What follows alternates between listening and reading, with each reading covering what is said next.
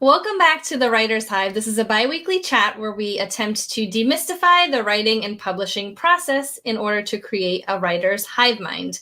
As always, I have Julie and Amber with me, and today we are talking about book boxes. So if you didn't know, Julie's debut novel, A Curse in Ash, appeared in January 2022's Unplugged book box. So congratulations, Julie, first of all, which is amazing. So in case you didn't know what a book box was, it's usually a monthly subscription, and there are many different kinds out there where you get a book. Sometimes it's a mystery, sometimes it's not, and a whole bunch of reader and bookish goodies.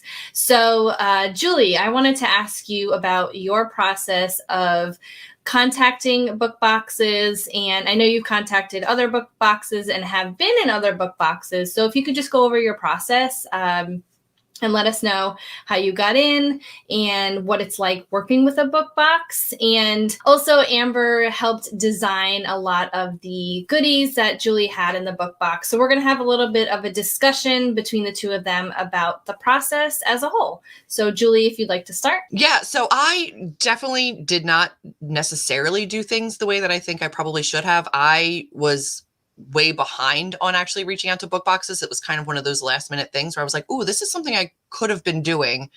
So I reached out a little bit late to the majority of the book boxes. So I would say definitely, unlike me, plan ahead, because they usually book their books, way in advance. And I was reaching out kind of a month or two before my book came out, which is not ideal for most book boxes. So that kind of eliminated me from the potential for a lot of the larger book boxes, but we'll get into it. Essentially, I went to Cratejoy and other subscription services where they have a ton of different readerly book boxes, and I did research. I looked up different book boxes for my genre, my age category, and looked at, the kinds of books that they had in the past.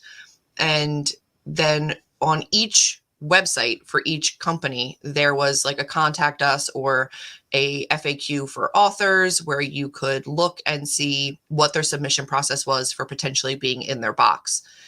And that was pretty straightforward. I wanted to make sure that I wasn't submitting to boxes where the genre and the readership was not what my book would lean towards. I didn't want to just have my book in any box and then maybe completely miss the market and have my book out there to people that really didn't want to read the kind of book that I had. So make sure you do your research on that for sure. But once I started reaching out to boxes, a lot of them were very receptive. I did have to be very fluid in different aspects, because some of the book boxes said, we really can't afford to put your book in the box physically, but we could maybe offer an ebook deal or something like that. So that's where Amber definitely came in and helped me with a lot of the different opportunities that I couldn't take advantage of physically in book boxes. But there's a lot of opportunities to get your book into these book boxes if you kind of think and plan ahead a little bit. In terms of Unplugged Book Box, I got very, very lucky. I've been a rep for Unplugged Book Box for a very long time. I know the owner, Melanie, relatively well, and we communicate very well together. I did not approach Melanie about being in Unplugged because I felt like it was kind of taking advantage of a personal relationship, and I didn't know where that boundary was. But Melanie did actually approach my publisher. She approached Atmosphere Press and asked them specifically if they could work with her to get my book into her book box. And she did that knowing me personally, because a lot of different companies prefer that you approach the publisher and not the author. So once my publisher alerted me that she was interested in having the book in the box, they kind of switched over and I was able to work with her personally. And the process was relatively simple, right? So they're going to tell you how many books they need. They're going to figure out, what you offer for their readers. I definitely sweetened the deal more than I think what she had even expected me to, but I wanted to make sure that I was as enticing as possible in terms of exclusivity and different things that I could offer the box that added value to her subscribers that would make me kind of impossible to pass on. Because I am from a smaller publishing house, the discount that I can offer on my book is a lot less than what large top 4 publishers can offer on their books. So as a small author or an indie author, I felt like I wanted to like really sweeten that deal, which is where Amber came into play a lot. And yeah, I think that just having super open, honest communication. I also was in the Bubbles and Books box, which was phenomenal, and a great opportunity to get my book in front of new readers that I can't reach on my own and extend the reach of the book. So it's been very surreal, especially with Unplugged, working with a company that I've worked with for so long, to be able to see my book in the box and to get my rep box and unbox it and see myself in there was incredibly surreal, but very, very, very cool. And more than I think I ever expected for my book to be able to do. But exclusivity, I think, is one of the things that you can really offer. And a lot of the times large publishers, when you have an exclusive cover or an exclusive dust jacket or something like that, it's something that the publisher has to cover the cost of. In this case, I covered the cost of changing out a cover. It was just a new cover upload to the printer. And I was able to, there they are. I was able to save a lot of money because I didn't have to pay a cover designer to redo the cover. Luckily, my publisher was willing to give me the files for my cover, and then Amber was able to adjust them. So I can let her kind of speak to the cover redesign. It was great working with her on that, by the way. And then maybe after she discusses the cover, she can kind of go in a little bit on some of the other exclusive things that I offered with my pre-order of just my general book, but then also to make the book special.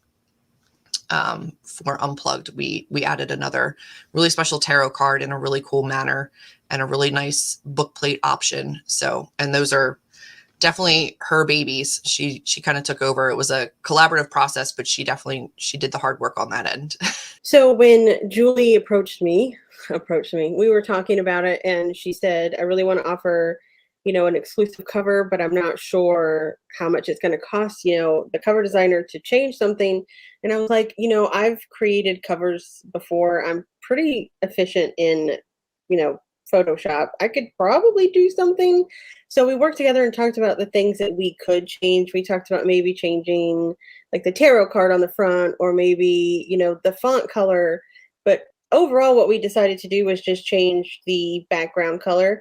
So once I had the file from her publisher and got permission to edit it, we isolated out everything we didn't want to change. So on this original cover, we isolated the girl, the tarot card, the title, and the outline. And then I was able to go in with like a color wheel and just kind of like start moving colors around until we found one that was close to what she liked. And I went fast through them, and she immediately was like, I saw one, go back. So, we kind of moved it around. And once we moved it around, we were able to kind of like play with other color ranges until we got this kind of cool toned ashy blue that was really cool when we saw it. And it's actually even more cool, I think, in person than it was on the Photoshop.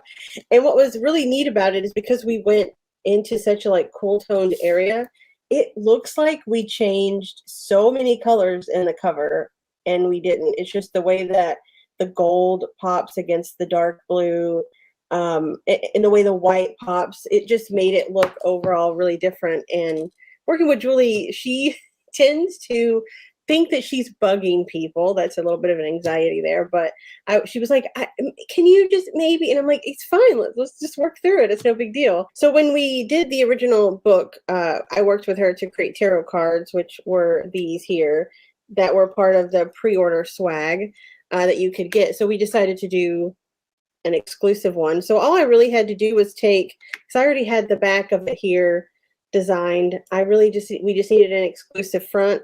And since it's a lover's card on the front, we did a lover's card, which is the exact tarot card from the cover, which was kind of cool, I think, to offer the book box. And then we went with this matte because the we knew people, influencers were going to be photographing it. It's a little easier to photograph, and it's really sexy, actually. We really both enjoyed it. I think the most labor-intensive thing that I did for this was the book plate. So if you look at the cover, this is the original cover, but the outline with the bird and the bracelet and everything, it's vertical. And I wanted to create something, so I had to redesign it into a horizontal pattern. So I had to like cut pieces of it and kind of puzzle it together in order to create that. And that probably took the most amount of time.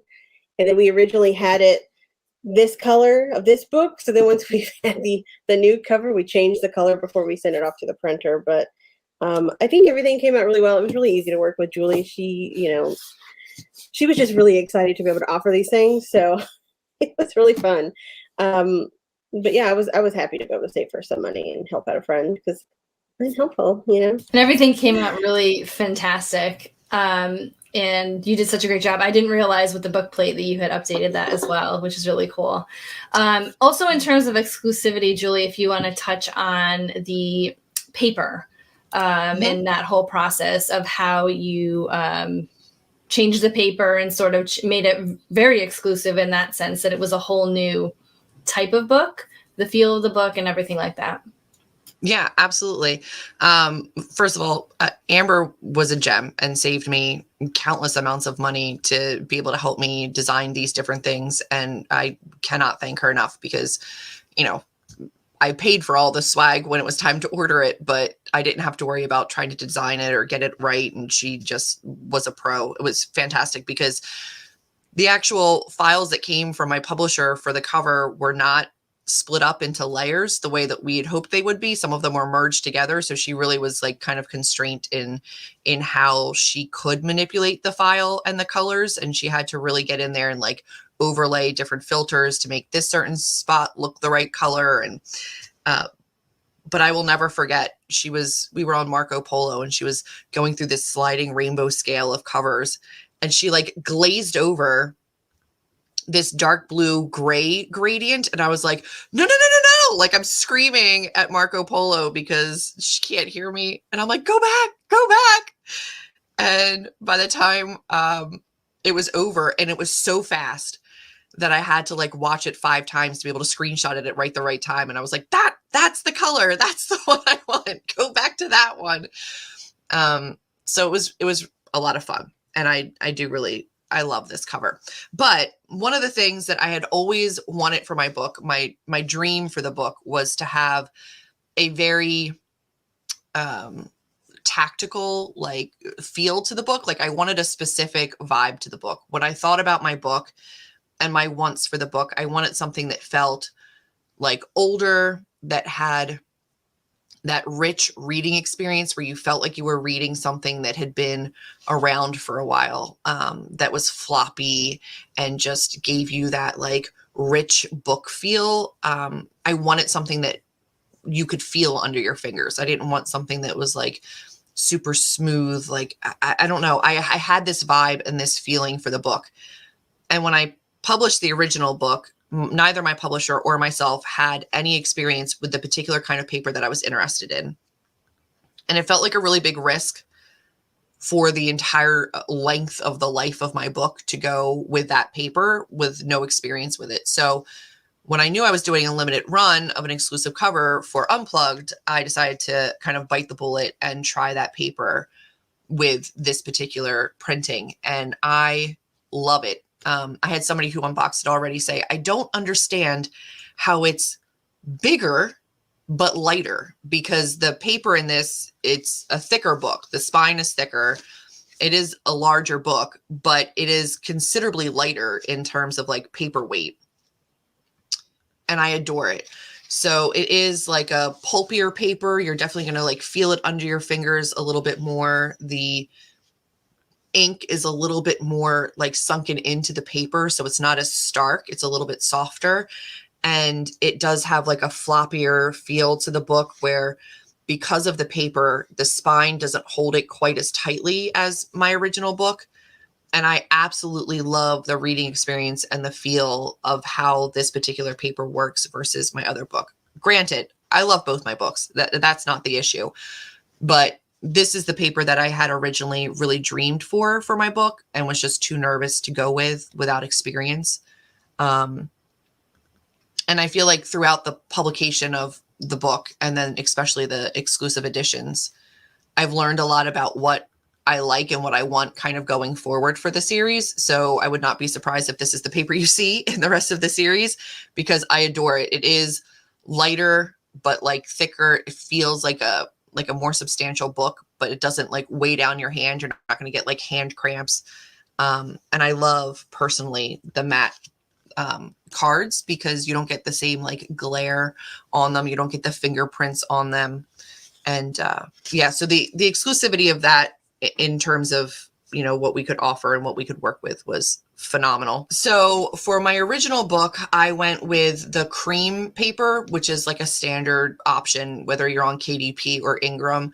The book is through Ingram and KDP, but I am wide through Ingram as opposed to Amazon and KDP.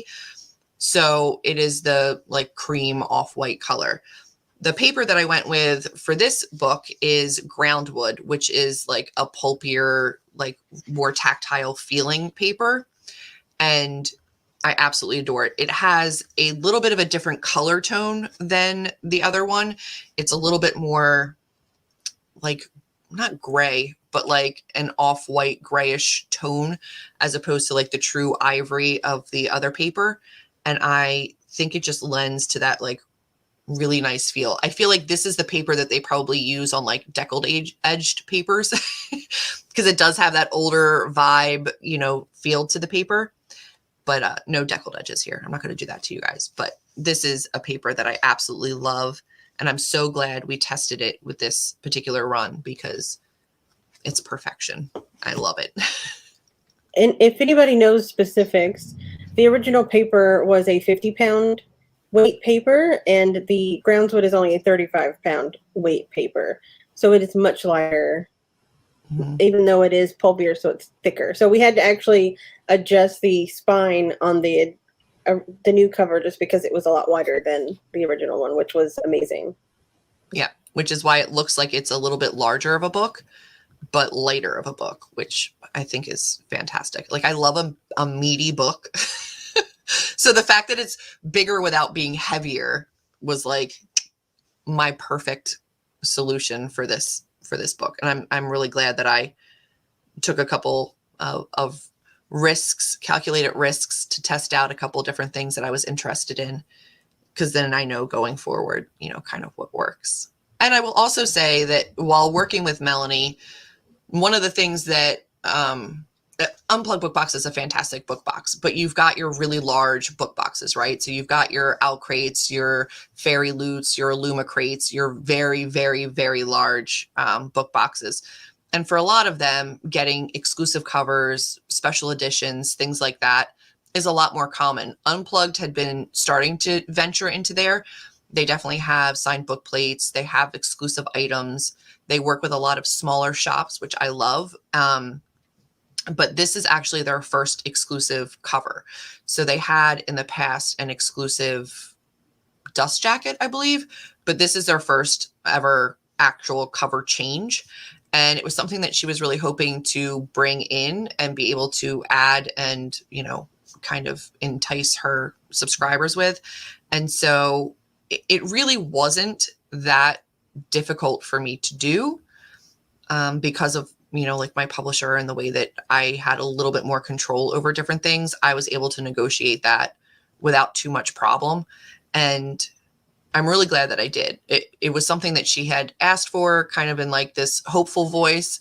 And I didn't know right away until I went to my publisher if it was going to be possible. But I'm really, really glad that it worked out that way, because I love being able to provide this for my readers, but I also, from like the viewpoint of the box, I love that I was able to kind of start off her new year with something that she hadn't offered before and that she was really excited about too. So I think that in general, when you reach out to these boxes, when you can determine what you can work with them with that offers value anything that you can offer value to their subscribers is going to be something that they're interested in.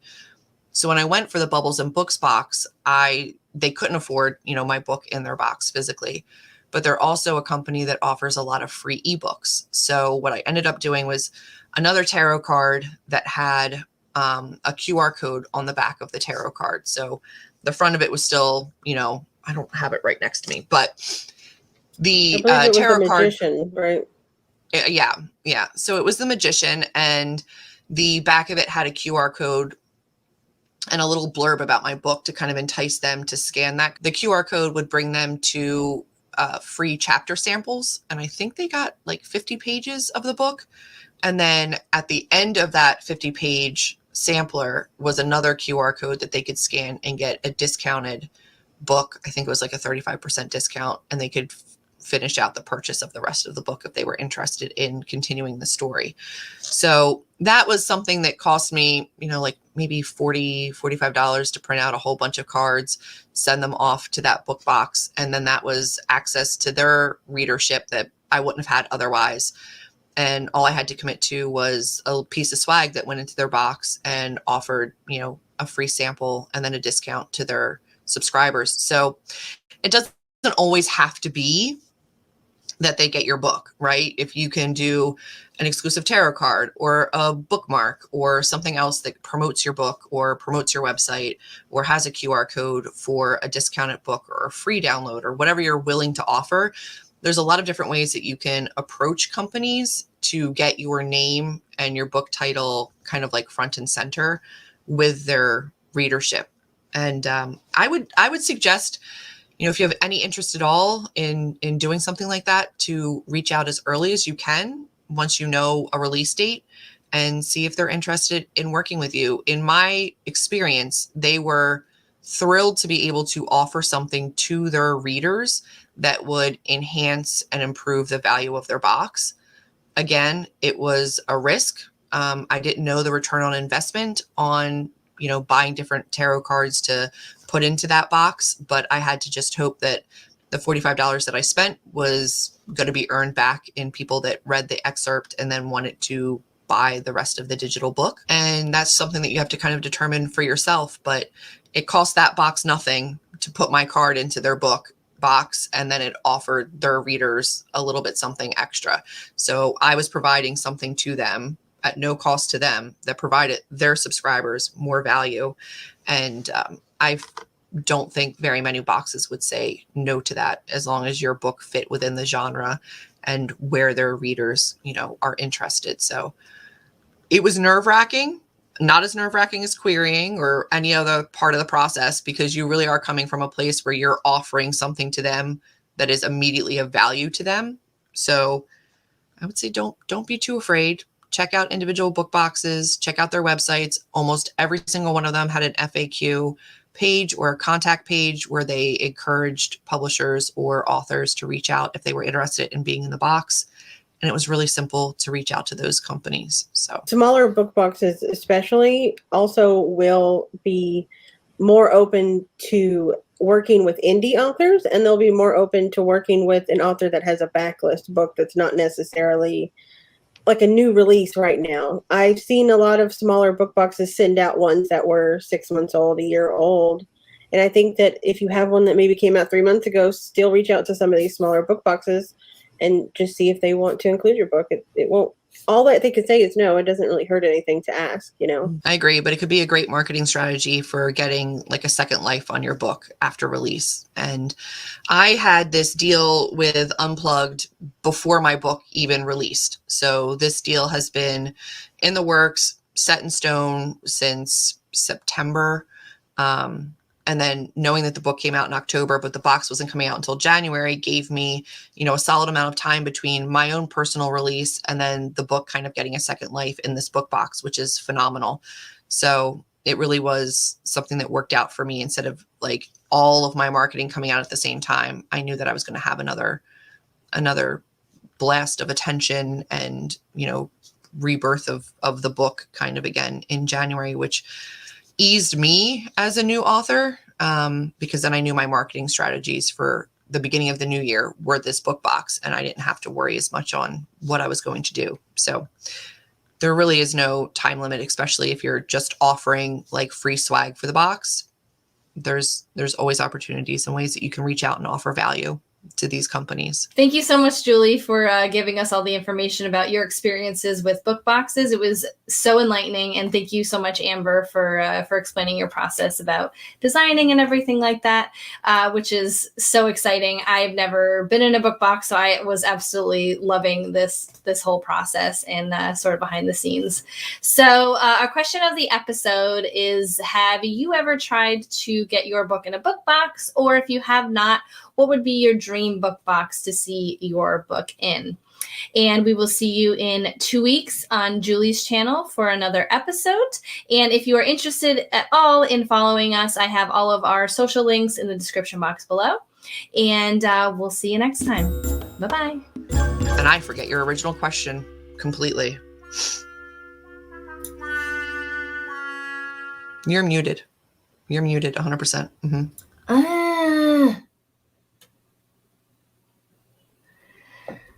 I said something really good. That's a good one for the blooper reel.